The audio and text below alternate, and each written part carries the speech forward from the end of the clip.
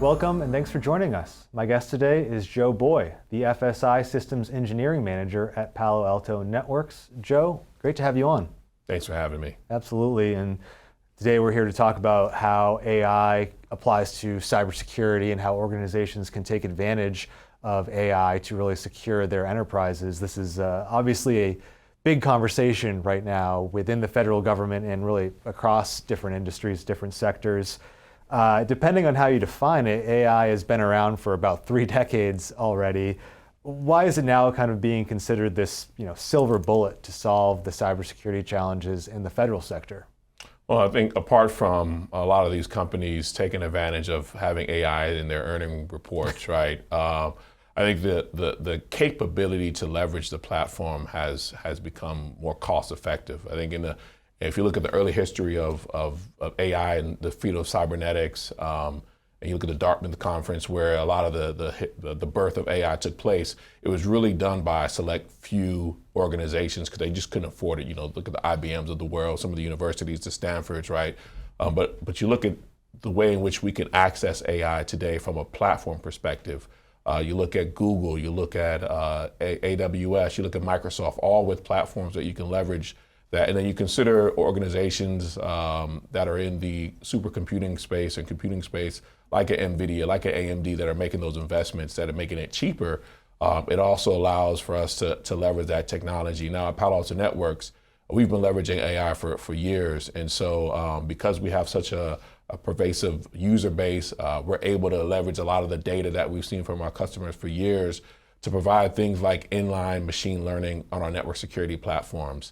And then taking that and leveraging what we learn from our network security platforms and embedding it into our cloud security platforms and our security operations platform. So we're able to leverage all of the data that we've collected and all the years of experience that we've had prior to a lot of the buzz and interest in AI beforehand. And so we're seeing that value now further expand because of the ability to leverage more of these platforms with our partners like a Google.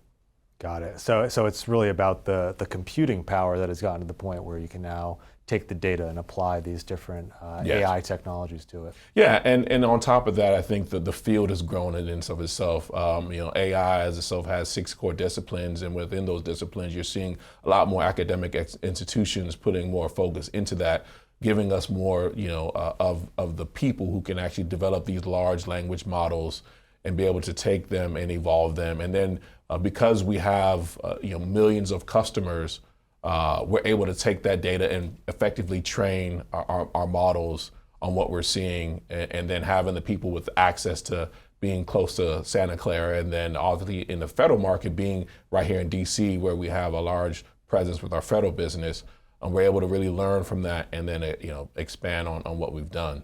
Got it. So obviously your customers are interested in how they can use AI to up their cybersecurity game. How can organizations take advantage of it today to really increase their cyber defenses in your view?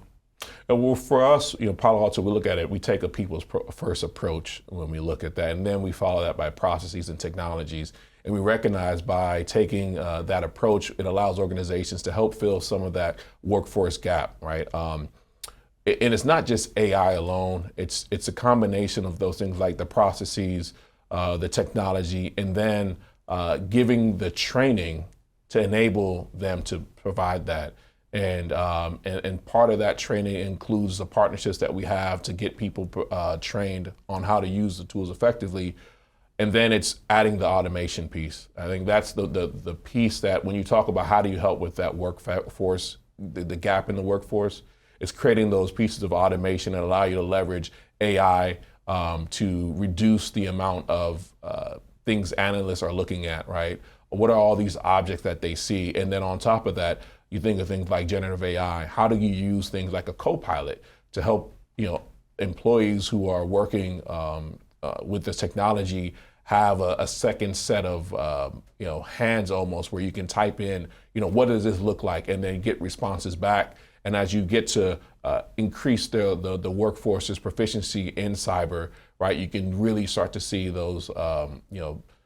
multiplying factors come into play with the combination of AI and automation.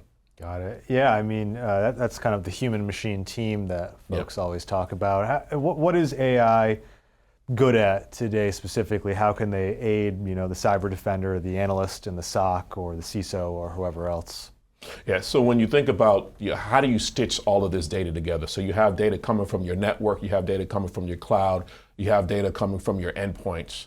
And so what AI is able to do is it's able to look at these patterns at a large scale, especially from a cyber operations perspective, where you have millions, if not billions of threats that are coming in each day. And you need to figure out how do you scale a team to be able to do that? Well, AI is great at taking that, leveraging and learning the data, using the data to learn, and then to take actionable take actionable events into consideration. And so now, instead of having that tier one analyst try to figure all that out, parsing all of that data and then stitching it together, allow AI to perform those low level functions, and then bring in automation to then perform that function. To allow your team to focus on things that are more important, like hunting and looking for what could be a possible threat in your environment.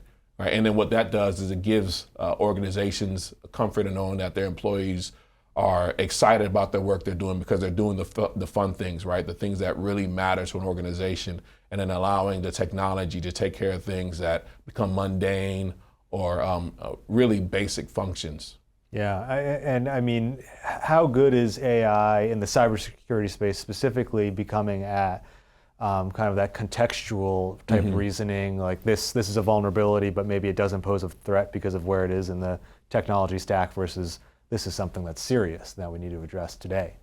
As we better learn the environments that we're in and being able to stitch all that data together, that's where AI can begin to prioritize, right? And I think not only is it the AI's responsibility, but it's also the piece of the automation, right? So for example, if something comes in that's detected from your AI and large learning models, right? And then you combine that with the automation, now you begin to say, okay, analysts, we've seen this before, it is not critical, but it's something that later on you can look at, versus we've seen this, we know that is a threat, let's prioritize that. And AI can help to prioritize what you should be focusing on, and then using the automation piece to bring together all the different teams that have a play through our playbook, right, to be able to create those then automated functions that help with the next steps after prioritization.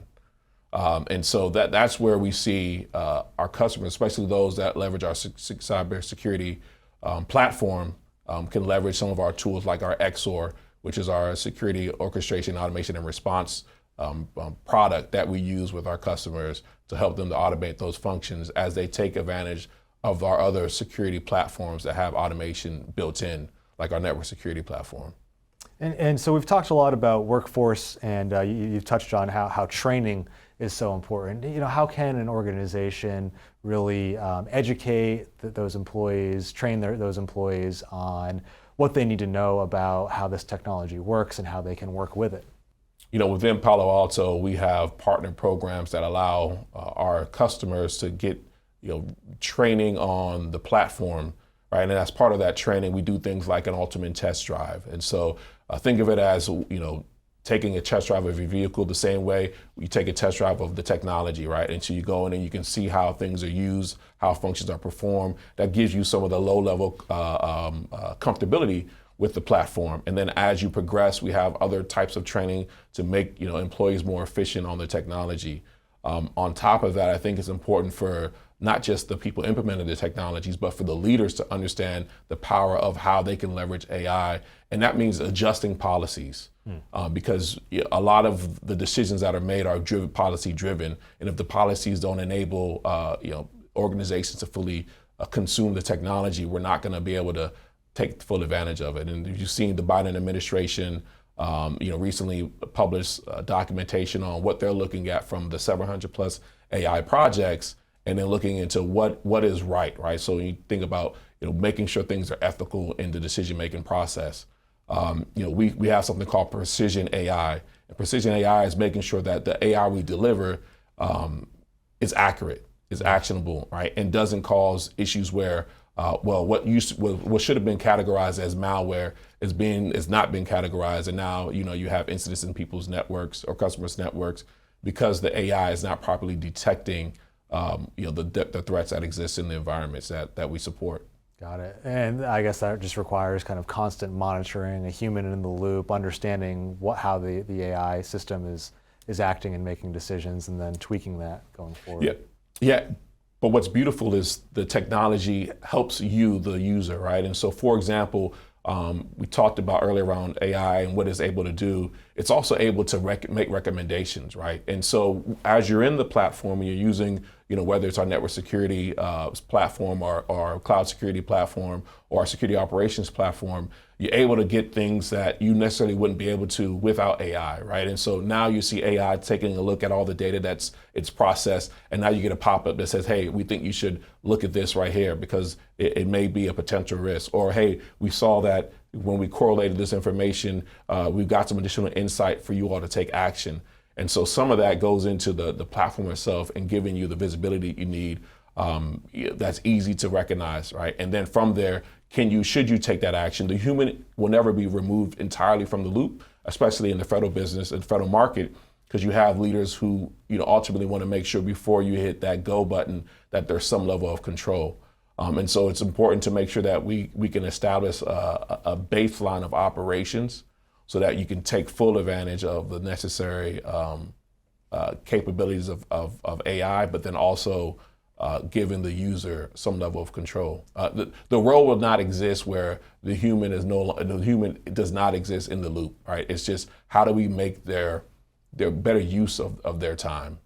Yeah, that makes a lot of sense. And I mean, you talked about establishing kind of a baseline of operations and then moving forward. What are some initial steps organizations can take to start to apply AI and ML to their cyber defenses if they haven't already?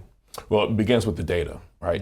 These models work off of the data, and so you want to make sure you have good data hygiene, because if you're feeding these models with bad data, you're going to get bad decisions, right? Because the model is trained off of the data. And then secondly, making sure that as you train or if you have good data hygiene, making sure that you have the right processes in place once you have a basic data hygiene in place, and making sure that as you understand, hey, this is the transition we're going to go through from an AI perspective. Here are the things we want the humans to be better at. Here's our process on how we used to do things. This is how we need to alter the process with AI involved. And then on top of that, the automation piece.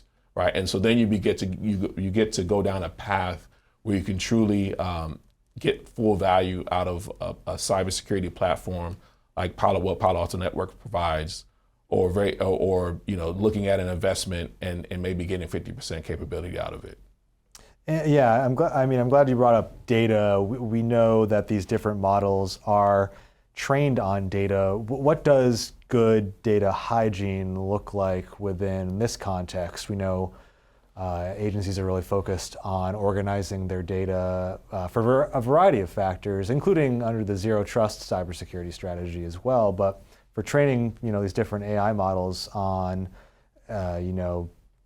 sort of automating some of these different things to a certain extent, how do you start down that path? What do folks need to know about good data hygiene here? Yeah, I think step one is you got to collect the data.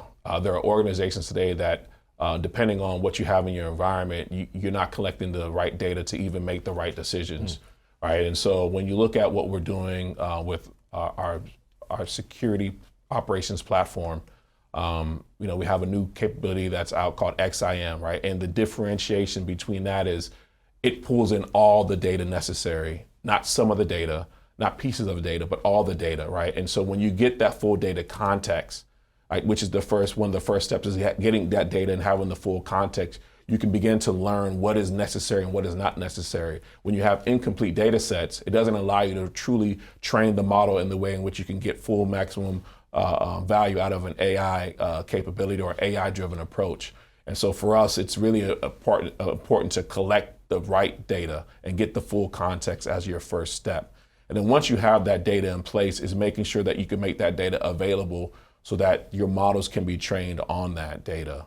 And so with that, it's making sure you're collecting the data, making sure you get full context of the data, and then allowing the models to be created that can be trained on that full context to then say, okay, well, based on what we collected, these 4 fields are what's most important, right? In some cases, we're seeing where the data being collected has missing fields, right? Or doesn't have incomplete fields, and so you can't properly train the models in an effective manner.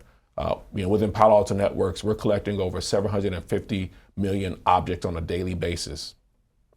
Out of those 750 million objects that we collect, we identify 1.25 new and unique telemetry data patterns that we then use to block 8 billion different threats a day, over 8 billion. So just put that into context of what we're seeing across our customer base.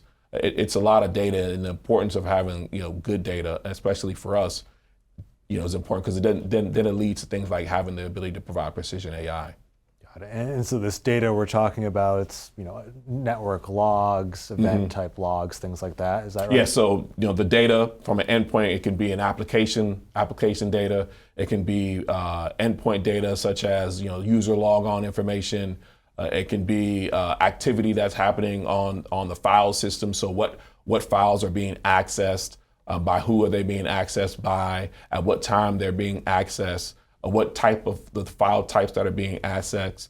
When you look at the networking data, you think about the flow data that's coming from the different network sensors that are on there in your networks, and then you think about what's happening within your cloud. So who's accessing what cloud when, what type of functions, right? What type of services are being used, and then being able to pull all that data and come together. Like that's the stitching piece that we're able to do with our XIM product that allows you to ingest all the different types of data points and data and from different data sources, and then make sense of that data.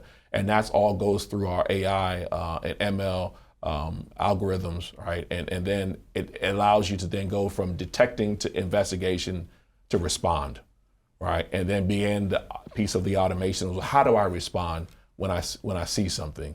Okay. Yeah, but that's great, great contextual information there. And I mean, taking a step back, longer term, how do you see organizations changing in terms of adopting AI and ML for cybersecurity specifically? What does the next 5 years look like? The next 5 years, what does that look like? I think you're going to have a place where you start to see organizations that used to do tier 1 response, some of that actually go away, right? And really focusing on how do I respond at the tier 3 and tier 4 levels. And these tiers, just for folks who aren't aware. So for example, like a tier 1 would be someone who does a lot of detection, right? And their job is to detect what's going on and is doing basic work of, okay, I saw this IP was with associated with a machine, this machine was located here, and it accessed this file, and I'm beginning to do the early triage process of an event that occurs in my environment. With AI and ML, right, I can begin to, in automation, I begin to automate that whole triage process, and because I'm able to do it better and quicker, I can then have more skilled resources while training them up, right, to do some of the higher functions, which is doing the investigation piece, doing the correlation piece, and then focusing on the countermeasure that you put in place to ensure that you prevent a potential incident from happening in the future. And so I see a place where you see a lot of the lower level activities completely going away, and then allowing the cybersecurity workforce to focus on those more higher value activities like the threat hunting, like developing the countermeasures, and then doing the necessary research to continually evolve your environments to stay ahead or try to stay in line with the adversary. And then next step is also providing what you're seeing in the environment and providing that threat intelligence to other organizations so that they can take future actions prior to a potential incident occurring. It sounds like a much more proactive posture than where cybersecurity is typically been pretty reactive. Yes, it has been, when you think of computer network defense today and in the past, it's been very reactive where, you wait for something to happen, you try to identify what could be the potential risk, and then making sure that you do things like patch management, right, which are some of the basic things that still don't happen today. Or, what does a proper best practice look like from a security configuration perspective? With things like AI can, currently today within our network security platform, we can recommend what is a best practice based on your environment, right? So AI coming in, looking at what you have in place and make recommendations from a configuration standpoint to improve your security posture and do things like posture management. And so, AI will definitely be a tool that augments a lot of the lower level tasks, but then also helps to enable better decisions, right? And so making those recommendations because you don't have the full picture, help to break down silos and reduce those silos and bring in more of a collaborative environment. AI will be a big piece to that because it can now provide the evidence and the correlation that sometimes you just didn't have, and then be able to do things like the proper configurations to reduce the attack surface. You look at things like the SolarWinds attack, right? That was the attackers took advantage of a vulnerability in a configuration, right? And so as you leverage AI to make those recommendations, now you can identify those things prior to and make the necessary corrections. Okay, all right. Well, again, I'd like to thank my guest today, Joe Boye, the FSI Systems Engineering Manager at Palo Alto Networks. Joe, thanks for your time. Thank you. Absolutely. I'm your moderator, Justin Doubleday, and you're watching Federal News Network. For more on this discussion, visit federalnewsnetwork.com and search Palo Alto Networks.